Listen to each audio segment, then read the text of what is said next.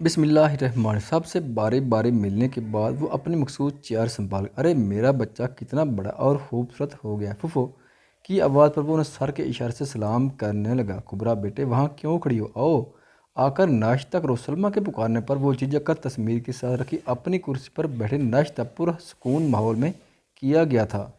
اس کے بعد آغا جان اور گھر کے باقی مرد اپنے کاموں پر چلے گئے سوائے تسمیر کے، جس کا آج آف لینے کا ارادہ تھا۔ ویسے برا نہ مننا سلمیٰ، لیکن تم اپنے بیٹے کے لیے میری پوتی حفصہ کو بھی دیکھ سکتی تھی۔ پھوپھو اپنے نیچر کے مطابق پھر سے شکوہ کر گئیں، جبکہ ان کی بات پر تسمیر نے پلیٹ سے نظر اٹھا کر انہیں دیکھا، جو عجیب سے تصورات سے کبرا کو دیکھ رہی تھیں۔ ضرور دادی جان، اگر آپ کی پوتی میری بیوی کی طرح حسین ہونے کے ساتھ محبت اور ذمہ داریاں نبھانے والی ہوتی تو ضرور موم اس پر بھی دھیان دیتی، ہر لفظ چبا چبا کر ادا کرتا۔ پھوپھو سمیت وہاں موجود ہر شخص کا منہ کھلوا گیا کہ کبرا کو اب اس کی موجودگی کا صحیح معنوں میں یقین ہوا تھا۔ ایک وہی تھا جو کسی کو بھی کوئی بھی بات بے دھڑک کہہ سکتا تھا، یا شاید وہ صرف اس کے معاملے میں ایسا تھا۔ کتنے دن وہ اماں جان اور پھوپھو کے سخت طنز سنتے آئی تھی، اور اب اس کی موجودگی میں اسے اپنا آپ کسی درخت کے سائے میں محسوس ہوا، جو ہمیشہ اسے تیز دھوپ اور طوفان سے بچانے کے لیے اس پر گھنا سایہ کیے رکھتا۔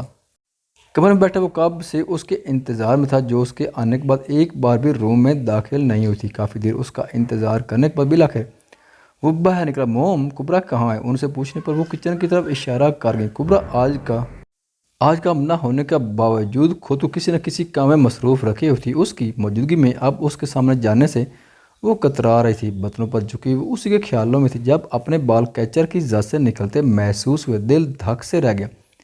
جب اس کے بال کھول کر اسے اپنے حصار میں لے گیا۔ مجھ سے چھپ رہی ہو؟ اس کی گردن پر ٹھوڑی ٹکایا گھمبیل لہجے میں بولا۔ نہیں تو دور ہو، کچن میں ہیں ہم۔ اسے پیچھے کرنے کی ناکام کوشش کی۔ شکر ہے تم نے بتا دی، ورنہ میں تو بیڈ روم سمجھ رہا تھا۔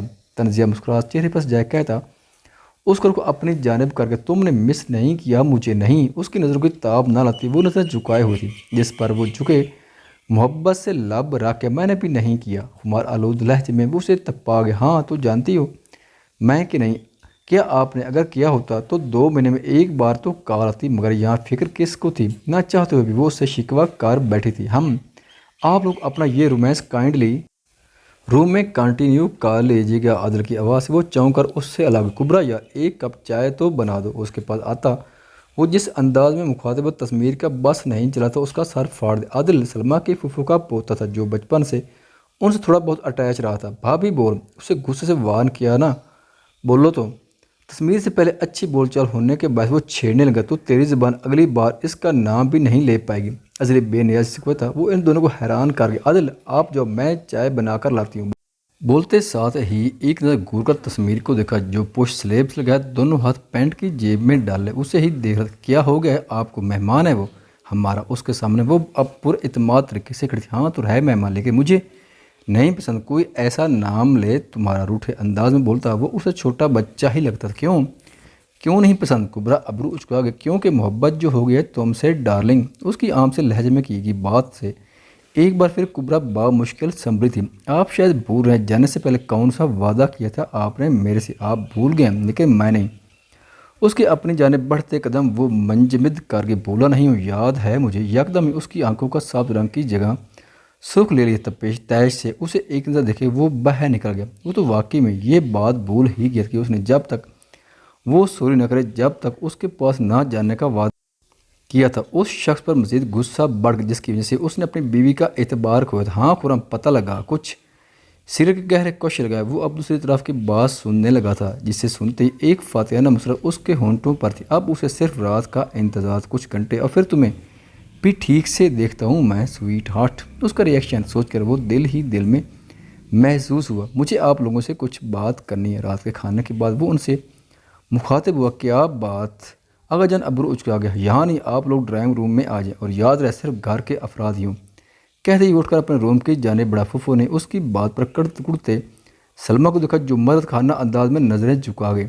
کچھ لمحوں بعد وہ سب ڈرائنگ روم میں موجود تھے۔ بتاؤ گے کچھ؟ کیوں جمع کیا ہمیں یہاں؟ علی اسے گھورنے لگا، جو بے نیاز سے صوفے پر ٹیک کر بیٹھا تھا۔ ان کی بات پر اس نے کمرے میں نظر تو جہاں ایک صوفے پر سلمیٰ، رخسانہ اور اماں جان اس پر پریشان نظریں جمائے ہوئے تھیں، اور باقی صوفوں پر علی صاحب کے ساتھ عباس صاحب اور آغا جان برت جمان تھی، جبکہ جون اور روحان ایک طرف کو کونے میں کھڑے تھے اور ان کے ساتھ ہی صوفے پر برکت اور کبرا تھیں۔ کبرا اس کے اچانک بلانے پر خود تشویش میں مبتلا سب پر ایک نظر ڈال وہ سیدھا ہوا۔ میں لمبی بات کرنے کا عادی نہیں ہوں، اس لیے سیدھا مدعے پر آتا ہوں۔ تو بات کچھ یوں ہے کہ جب سے میں پاکستان میں میرے ساتھ الگ ہی چیزیں ہو رہی، میں پہلے کبرا سے شادی ہونا جس کے لیے میں دل سے راضی نہیں تھا۔ اس کی بات پر کبرا نے کرب سے آنکھیں میچی، لیکن پھر میری پیاری دادی کہتی نظر ان پر ڈلی، جو پر نام سنتے ہی سانس روک گئی۔ اماں جان نے مجھ سے کہا کہ میں کبرا سے شادی کروں تاکہ لوگوں کی نظر میں اچھا بھی بن جاؤں۔ آغا جان کی بات مان کر اور شادی کے بعد ہی کبرا کو ڈیورس دے دوں۔ کیوں؟ شادی کے بعد طلاق کی وجہ جو بھی یہ لوگ قصوروار ہمیشہ عورت کو ہی سمجھتی ہیں۔ آغا جان سمیت گھر کے سبھی افراد نے چبھتی ہوئی نظروں سے عابدہ بیگم کو دیکھا، ان کی نظروں سے وہ اپنی جگہ خسیانی ہوئی۔ پھر اس کے بعد مجھے بار بار کبرا سے بدگمان کرنے کی کوشش کی گئی، اور پھر سب سے ضروری اور خاص بات ان ہی کی ملازمہ نے میرے ناران سے نکلنے سے پہلے گول خان کو میرے نکلنے کی ٹائمنگ بتایا، پھر مجھ پر حملہ بھی کروایا۔ شک تو مجھے اس دن ہی ہو گیا تھا کہ یہ میں اتفاق نہیں کہ کسی کی ٹائمنگ اتنی اچھی ہو، اس میں ضرور کوئی ایسا بندہ شامل جو ہماری ہی آستین کا سانپ ہے۔ بولتے بولتے اس نے جون کو طنزیہ نظروں سے دیکھا، جو اس سب کو حقیقی زندگی کا نام دے کر اسے فلمی دنیا سے باز رہنے کی نصیحت کرتا رہتا تھا۔ اور یہاں کہانی ختم نہیں ہوتی، بلکہ یہ وہ عورت جس نے میرے ہی گھر میں ہوتے ہوئے میری ہی بیوی کو کڈنیپ کرنے کی پلاننگ میں میرے دشمن میر خان تک کا ساتھ دیا۔ کبرا کے کالج آنے جانے کی ٹائمنگ سب انہوں نے ان تک پہنچایا۔ یہ رہی ساری ریکارڈنگ، یہ جھوٹ ہے۔ وہ فوراً سے بولے یہ بھی جھوٹ ہے کیا؟ ہاں اندھے ہیں ہم۔ وہ اتنا زور سے داڑا تھا کہ اماں جان اپنی جگہ سے اچھلی تھی، بمشکل اپنے اندر کا اشتعال دبائے وہ خود کو سخت لفظوں سے باز رکھے ہوئے تھا۔ یہ سب کیا ہے؟ عابدہ بیگم کیا کہہ رہا ہے یہ؟ آغا جان کی دھاڑ سے علی نے انہیں سنبھالا۔ کیوں کیا ہے آپ نے یہ سب اماں؟ یہ تو آپ کی بچی تھی نا، پھر آپ نے کیوں کیا؟ آپ نے اس کے ساتھ ایسا؟ رخسانہ روحان سی ہوئی، میں بتاتا ہوں کیوں کیا۔ انہوں نے کچھ وقفے کے بعد وہ پھر سے بولنا شروع۔ کبرا خون جو نہیں تھی ان کا، بلکہ یہ کہوں کہ یہ جو غیر تھی ڈیڈ اور چھوٹے بابا کو انہوں نے کبھی اپنی اولاد سمجھا ہی نہیں۔ تسمیر سلمہ نے اسے ٹونکا، پلیز مام کوئی بیچ میں نہیں بولے گا۔ آپ کو کیا لگتا ہے مجھے نہیں معلوم کہ آپ نے کیسے میری دادی کو راستے سے ہٹا کر اپنا راستہ اس گھر میں بنایا تھا؟ جنید پھوپھا کو بھی آپ نے راستے سے اس لیے ہٹایا کیونکہ وہ سچ جان گئے آپ کا، اور آپ کو ڈر تھا کہیں آپ کی اپنی اولاد کا شوہر آپ کو اس گھر سے نہ نکلوا دے۔ اس دن بھی ایکسیڈنٹ آپ نے کروایا تھا، لیکن افسوس آپ کو یہ معلوم تھا کہ آپ کی خود کی بیٹی اس گاڑی میں موجود ہے۔ کتنے ہی عرصے آپ نے ولید چاچو کو اس الزام میں فنسار کا، وہ جیسے جیسے بولتا گھر کے سبھی افراد کا رنگ فاق ہوتا جا رہا تھا۔ بکواس بند کرو، اپنے جھوٹ پر جھوٹ بولے جا رہے۔ وہ اب اپنے اثر روم میں آئی۔ میں جھوٹ بول رہا ہوں، ان کی طرف قدم بڑھائے۔ وہ گرایا اندر، اس کی دوڑ سے فریدے جو کمرے کے باہر ہی ان کے بلاوے کے انتظار میں تھی سہم کر اندر داخل۔ تسمیر بابا ٹھیک کہہ رہے ہیں، بی بی نے ہی سارا بی بی کو سڑیوں سے دھکا دیا تھا، اور انہیں ہی حالہ بازی کے شور چٹاخ کی آواز سے فریدے کی بولتی بند ہوئی۔ ان کے راز کھولنے پر عابدہ نے اس کے چہرے پر رسید کیا، غدار اسے جھنجھوڑتی وہ آگ بگولا ہوئی۔ آپ تو ابھی سے ہی ہار مان گئی عابدہ بیگم، اصل کہانی بھی تو بتا دیجئے نا۔ اب کی بار ہنکار بر کر کہتا وہ کبرا کی طرح متوجہ جو پھٹی پھٹی آنکھوں سے اسے دیکھ رہی تھی۔ ایک اور بات تو میں بتانا ہی بھول گیا، میری عرف مریم میری سب سے اچھی دوست جسے اچانک ہی پاکستان آنے کا خیال آ۔ کیوں کبرا؟ تم تو بہت اچھے سے جانتی ہو، فیکٹ بہت یقین ہے تمہیں اس پر۔ اس سے طنز پر وہ اسے گور کر رہ گئی۔ میری کو اچانک ہی میری شادی کی خبر لندن پہنچتی ہے، پھر اسے یہ کہا جاتا کہ یہ شادی میں نے زبردست کی ہے، اور اگن جان سے میں نے مریم نامی لڑکی سے شادی کرنے کی درخواست کی واٹ تھا۔ خیر اس کے بعد اچانک ہی میری سے کبرا کی گہری دوستی ہو جاتی ہے، پھر کبرا کو خبر دی جاتی ہے کہ میری اسپیکٹ کر رہی ہے۔ سد لہجے میں گویا ہوتا وہ صوفے پر ڈھیسا گیا۔ سلمہ نے حیرانی سے اپنے بیٹے کی جانب دیکھا۔ اس کو بھی تم خود بتاؤ گی فریدے یا میں اپنے لفظوں میں بتاؤں؟ ہاں میں نے ہی کہا تھا، اسے میں نے بلایا تھا۔ نفرت ہے مجھے اس کبرا سے، اس کی وجہ سے میرے شوہر نے کبھی مجھ پر اور میرے سکے نواسے پر توجہ نہیں دی۔ مریم کو بھی میں نے ہی کہا تھا، لیکن یہ منوس کسی کی زندگی سے نکلنے کا نام ہی نہیں لیتی۔ عابدہ اب زہر خواند ہوئی، جبکہ اپنے اس طرح حقارت سے بات کرنے پر کبرا کا دل دھک سے رہ گیا۔ وہ اتنی نفرت کرتی تھی اس سے۔ تسمیر بابا کا کوئی تعلق نہیں تھا مریم باجی سے، میں گواہ ہوں اس بات کی۔ انہوں نے بی بی نہیں اکسایا تھا۔ فریدے کے بولنے پر وہ بے یقینی سے ادھر ادھر دیکھنے لگی۔ موم کیا بیویاں ایسی ہوتی ہیں کہ کوئی بھی باہر کی عورت آ کر کچھ بھی کہے وہ اپنے شوہروں کا یقین کرنے کے بجائے ان کا یقین کریں؟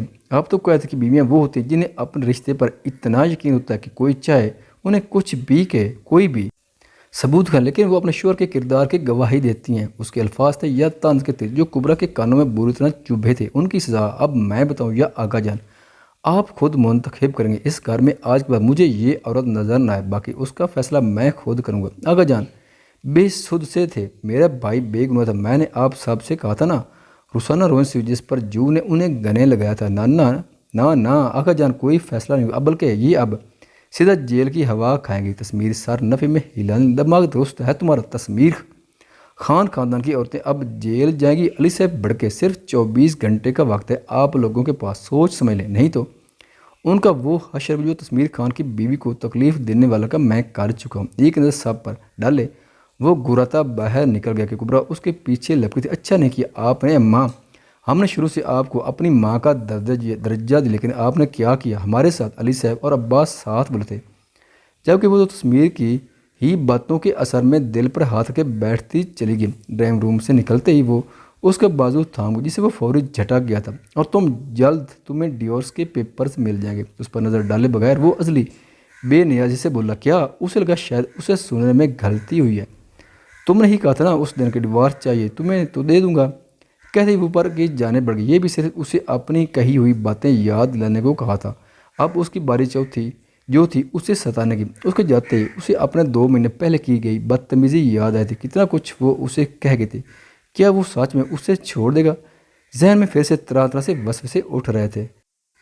روم میں آتے سامنا خالی کمرے سے ہوا تھا، شاید وہ جب سے واش روم میں ہی تھے اپنے رویے پر شرمندگی سے وہ اب اس کا سامنا کہاں کر سکتی تھی، اور سونے پر سوگا آج ہی وہ اسے مزید سلگا گئی۔ سب کچھ سوچتے ہوئے تیز سے بیڈ پر لیٹے کمبل منہ تک تان گئی۔ اس کے آنے سے پہلے وہ سو جانا چاہتی تھی۔ بمشکل 5 منٹ ہی گزرے تھے جب وہ بات لے کر باہر آئے۔ نظر اس پر گئی، کمبل میں اس کے ہلتے وجود سے اندازہ لگا کہ وہ جاگ رہی ہے۔ کچھ بھی کہے بغیر ڈریسنگ کے سامنے آ کر اپنے کندھے اور گردن کا زخم دیکھا جو بے احتیاطی کی وجہ سے اب مزید گہرا ہو چکا تھا۔ کافی دیر تک خاموشی محسوس کرنے پر وہ کمبل سے چہرہ نکل کر دیکھنے آیا کہ وہ یہاں موجود ہے بھی کہ نہیں، لیکن سامنے کا منظر دیکھتی دل میں ایک ٹیس سی اٹھی جہاں وہ شرٹ لیس کھڑا اپنے زخموں کا معائنہ کرنے میں مصروف تھا۔ یہ کیا ہوا ہے؟ سب کچھ بلائے وہ اس کے سر پر تھی کہ اس کے پوچھنے پر بھی تسمیر اسے نظر انداز کرتے ہوئے کوئی کریم لگانے لگا۔ میں کچھ پوچھ رہی ہوں اب کی بار ایک بار پھر اس کا بازو تھاما جس پر وہ تیزی سے اس کا ہاتھ چٹک گیا۔ تم سے مطلب کیا؟ اجنبیت تھی اس کے لہجے میں، وہ کبرا کو رونے سے بہت مشکل سے باز رکھے ہوئی تھی۔ سارے مطلب مجھ سے ہی ہیں۔